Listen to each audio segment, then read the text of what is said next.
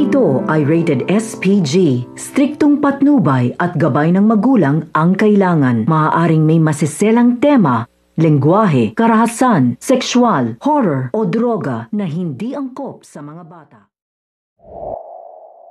Dahil nga sa lindol na naganap dito nga sa symposium, marami ngang napinsala at ito ngang si Joy ay nagmamakaawa nga dito kay Chang Susan na sagipin nga siya. Ngunit ang sabi nga nito ni Chang Susan ay uunahin niya nga muna itong si Annalyn at baka nga raw na paano na ito. Sa kabilang banda naman nga ito ngang si Josa ay pupuntahan na nga ang cellphone na binenta niya.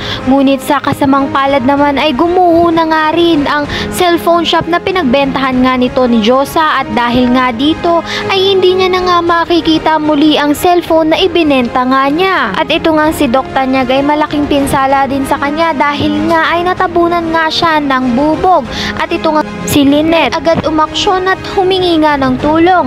Samantala ito nga si Moira ay malaking pinsala rin sa kanya nang dahil nga ay nabagsakan nga rin siya ng cabinet at sa ngayon nga ay wala pa rin nga siyang malay. Malaking posibilidad nga na hindi pa makarecover agad itong si Moira at makalimutan na nga niya ang ipinaglalaban niya nga dito kay Doc Tanyag.